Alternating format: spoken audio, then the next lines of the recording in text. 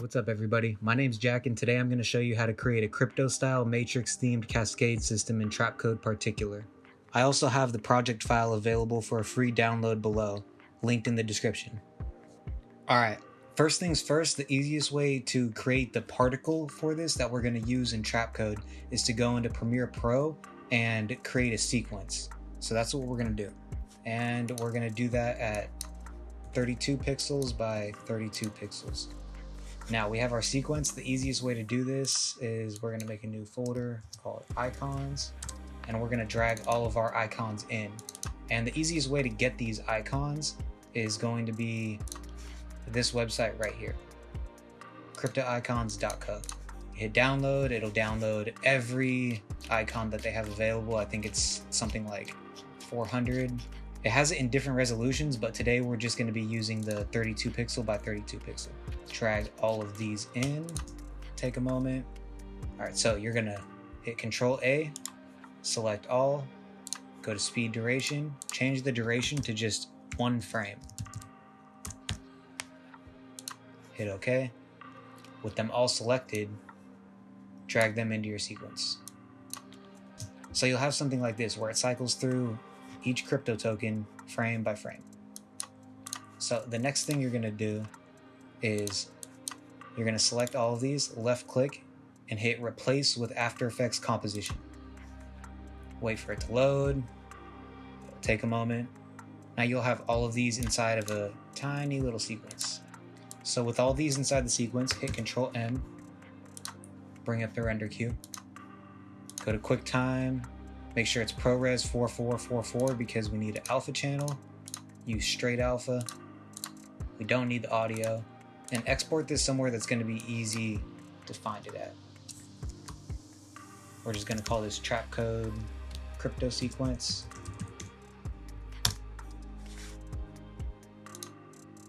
And what we're going to use this for is the particles inside of the Trapcode particular system. And I'll show you how to do that in a second. So we have that finished. We don't need this open anymore. Let's create a new solid. Call it Trapcode Particular. Oops. And we're gonna go down to Trapcode, hit Particular, let it load up. All right, once Particular is loaded, we're gonna go hit Control Alt Shift L, create a point light. That'll create a light, and then we're gonna go into Trapcode, change the emitter type to lights. We need to change the name of the light to emitter. We'll pick emitter 1. And go to particles per second modifier and just hit none. So that creates this. You have particles generating from the light. We're gonna go to 100 particles to keep that reasonable. So now we need to use the particle sequence that we just created inside of this system. So you're going to go to Particle, choose Sprite. Click Choose Sprite, hit Add New Sprite, and we're going to navigate to where we saved it and import the sequence you just created. Once it's loaded, scroll all the way down to the bottom and pick your newly loaded sequence. Now go to Sprite Controls, go to Time Sampling, Random Still Frame is the one you want. So now let's play this, and if we zoom in, we'll see that it's generating a random sprite from the sequence for each particle. But we don't want this. We want it to cascade downwards. So first we're going to go back up to emitter. Particles per second, we can leave that. Emitter size, let's just drop that down to 1. Velocity, we'll change that to 0. Velocity random 0, distribution can be 0, and velocity from emitter 0. So now we'll just have it cycling through. Still not what we want. So next we're going to want to navigate to displace, change the drift to Y. We're just going to say 100 is the speed that we're going to use for this example. Then go to emitter and change the particles per second until they're not overlapping. 10 seems to work. Cool. And so now you can see that they're disappearing at the bottom here. To change that, all we're going to do is go to particle, go to life, and we'll just change that to 10 seconds. Now what's cool about this system is that if we zoom out, we can grab this light, and the light is in 3D. So also if you were to 3D track some footage and throw this in, you could move this around and have it move around your subject. So we have our system pretty much going. It looks all right. We're missing the opacity fall off from the original effect from the Matrix. So to get that, we're gonna go into particle and then go down to opacity over life. What you want essentially is a sharp fall off. And we're gonna go ahead and change the life to 5 seconds. That'll make this a little bit easier to achieve the effect we're looking to get. So now we pretty much have our effect, and we can make that, we can exacerbate that fall off a little bit by pulling this in. Now, if you just make more lights, that technically works, but what it does is you can't change the random seed for which particle that it's generating at that time from the sequence. So in order to do that, what you need to do is go into emitter, choose names.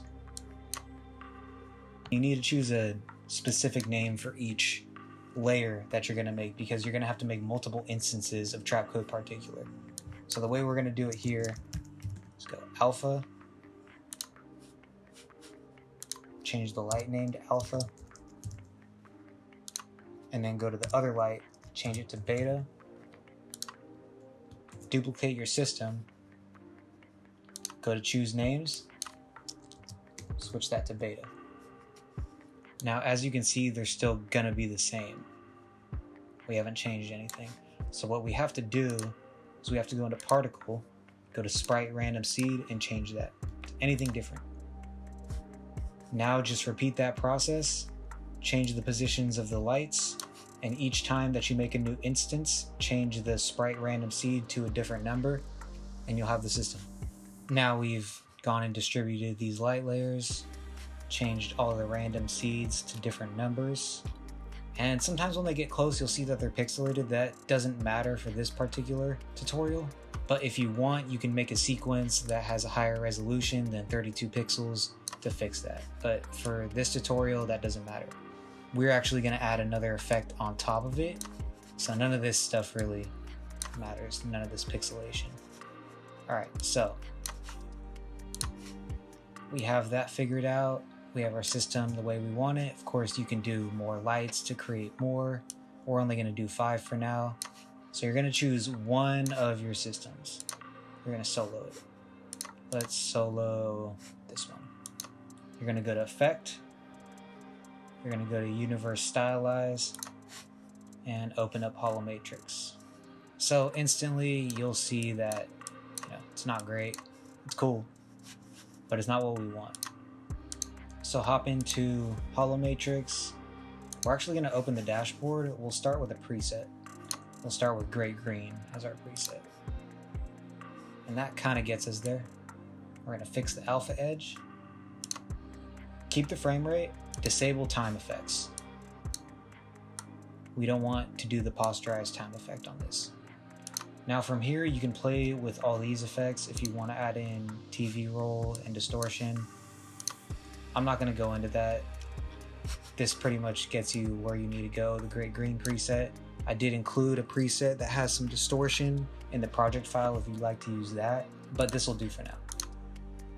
So then go through, apply that to all your instances, or you can apply it as an adjustment layer. I recommend doing it to the instances themselves, because then you can have control, and also the distortions won't just look like a distorted overlay. If you do add distortions, they'll affect each one individually. Alright everyone, that's pretty much it. Make sure to like and subscribe if this video helped you out, and I'll see you guys next time.